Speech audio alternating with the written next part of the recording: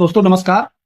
दोस्तों आज का विषय हॉनेबल सुप्रीम कोर्ट का एक केस है, जिस केस में माननीय उच्चतम न्यायालय ने कहा कि अगर कोई व्यक्ति समन लेने से बच रहा है, भाग रहा है और वादी पूरा मुकदमा चलाता है, मुकदमा चला करके अपने पक्ष में जजमेंट करा लेता है, डिफेंडेंट उस पूरे ट्रायल में शामिल ही नहीं होता जबकि उसको जानकारी हो गई है, और बाद में वो ऑर्डर 9 रूल 13 का एक प्रार्थना पत्र लाता है कि ये जो जजमेंट और डिग्री है ये सेटिसाइड कर दी जाए, तो क्या उस व्यक्ति को आदेश 9 नियम 13 का लाभ दे दिया जाना चाहिए या दिया जाएगा? तो सुप्रीम कोर्ट ने कहा नहीं। अब पूरा मैटर ब्रीफ में समझते हैं। दोस्तों एक मामला है, उस मामले में उसका पहले नाम बता देते हैं। दोस्तों विश्व बंधु वर्सेस श्री कृष्ण का मामला है। इसमें वादी विश्व बंधु थे। इन्होंने श्री कृष्ण के खिलाफ एक सिविल सूट दाखिल किया। श्री कृष्ण को न्यायालय से समन भेजा गया और वो समन श्री कृष्ण के पास पहुंचा तो उन्होंने लेने से इनकार कर दिया, समन नहीं लिया। और जब समन नहीं लिया तो समन लौट करके रिफ्यूज लिखा हुआ न्यायालय में वापस आ जाता है।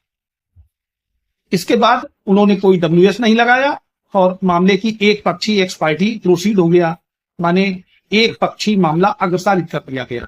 अब मामला वादी ने चलाया और पूरा जजमेंट और डिक्री किया। इसमें ध्यान देने वाली बात है कि तो श्री कृष्ण है माने विरोधी पक्षकार है, उसको न्यायालय ने सम्मन भेजा और वो सम्मन रजिस्टर्ड पोस्ट से गया। पोस्टमैन ने सम्मन दिया तो इन्होंने लेने से इनकार कर दिया, माने ये मिले और सम्मन देख करके इन्होंने कहा कि हम ये कोर्ट का सम्मन नहीं लेंगे। तब वो वापस आया। अगर डोर लॉक लिखा होता, घर पर नहीं मिले, उनका अलग विषय था। और ऐसा बहुत जगह होता है, लोग कहते हैं जो होगा होगा, सम्मन नहीं लेंगे, लौट आता है। तो दोस्तों इसमें जब डिक्री हो गई तब अपोजिट पार्टी आती है फिर उसी कोर्ट में और आदेश 9 नियम 13 का प्रार्थना पत्र देती है, मिसलिनियस सूट लाती है कि इस जजमेंट और डिक्री को निरस्त कर दिया जाए और हमें भी सुन लिया जाए। तो उनका वो प्रार्थना पत्र वहां खारिज हो जाता है। तो उस प्रार्थना पत्र का वहां की रिवीजन कोर्ट में जाता है वो मामला, तो वहां पर वो अलाउड हो जाता है।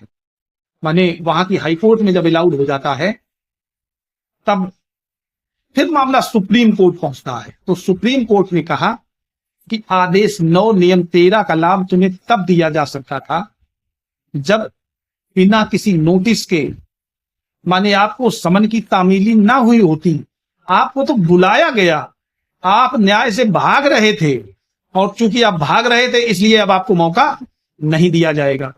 क्योंकि लोअर कोर्ट का मतलब है जो ट्रायल कोर्ट है उसको लोअर कोर्ट कहते हैं। ट्रायल कोर्ट का व्यू ये रहता है कि दोनों पक्ष आ जाएं, जो भी बात है वो असलियत में सामने आ जाए, जो भी चर्चा है वो हो जाए, इसके बाद जजमेंट हो। लेकिन माननीय उच्चतम न्यायालय का व्यू अलग है और इस फैसले का अपने देश में लाखों मुकदमों पर असर पड़ेगा। हॉनेबल सुप्रीम कोर्ट का व्यू ये रहा कि जब आपको बुलाया गया, आपकी रिस्पॉन्सिबिलिटी थी, तब आप क्यों नहीं आए? तब आप भागते रहे, और जब आप भाग रहे थे तो उसका फिर आपको नुकसान तो होना ही है। अब आपको मौका नहीं दिया जाएगा। दोस्तों इस हॉनेबल सुप्रीम कोर्ट के जजमेंट का पूरा नाम विद साइटेशन के जान लेते हैं।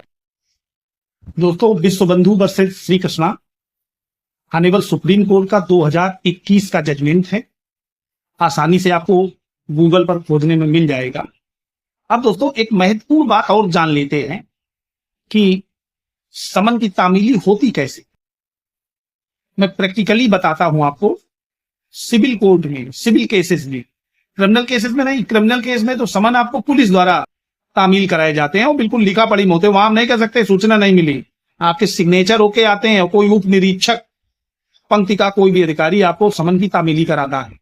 लेकिन सिविल कोर्ट में आपको 2 तरीके हैं, जो प्राइमरी 2 तरीके हैं। पहले तो डाक द्वारा आपको रजिस्टर्ड पोस्ट से सम्मन भेजे जाते हैं और जिनपे इंटरनेट से ट्रेस करके रिपोर्ट भी दी जा सकती है और वहां से भी डाकिए की रिपोर्ट आती है।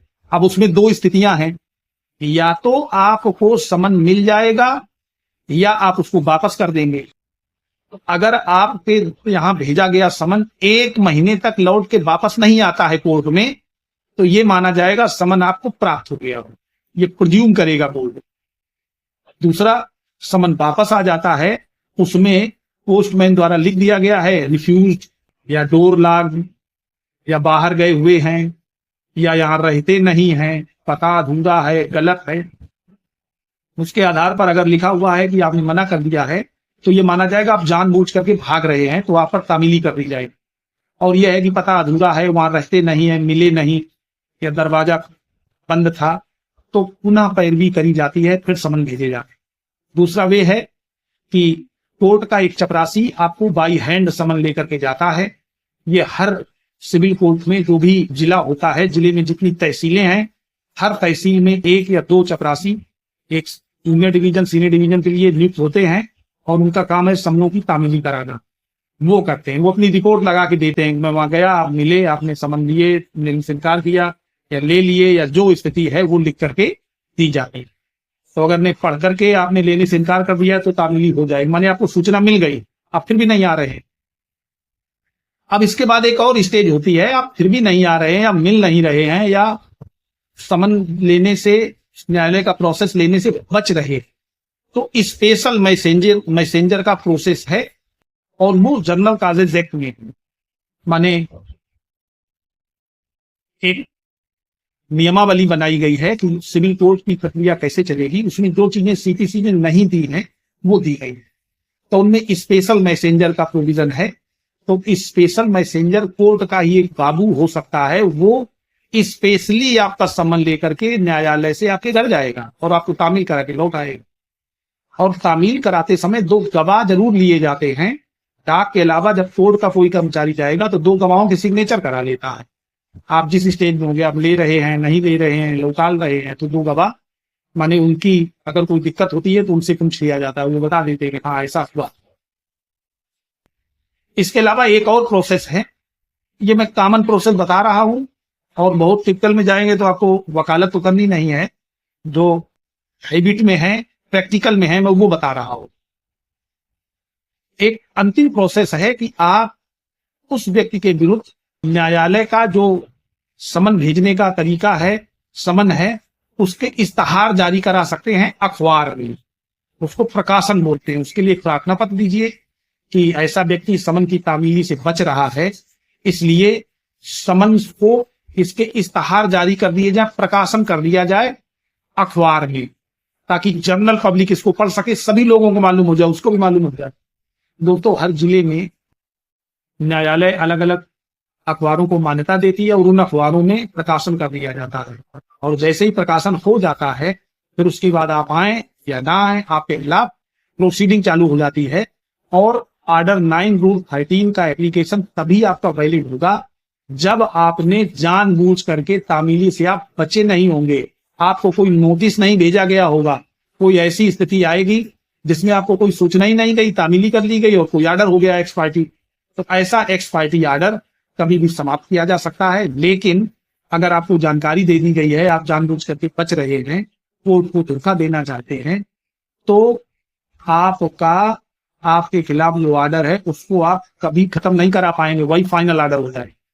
दोस्तों, मुझे लगता है कि अगर कोई आपके विरुद्ध कोई ऐसा मामला आता है, आपको कोई कोर्ट का नोटिस आता है, सम्मन आता है, तो आप अपने वकील साहब से संपर्क करें या स्वयं जाकर के वहां देखें क्या मामला है। कोई ऐसा रिलेटेड मामला तो नहीं है जिसमें आप फंस जाएं बाद में। तो दोस्तों, वीडियो अच्छा लगा हो तो अपने दोस्तों को शेयर करें, वीडियो को लाइक करें, और अगर कोई बात छूट रही हो तो हमें इसके माध्यम से पूछ सकते हैं, ताकि आगे जो नई वीडियो बनाओ उसमें सुधार हो। और दोस्तों, अगर चैनल नए हैं तो मेरे चैनल को सब्सक्राइब करिए। धन्यवाद।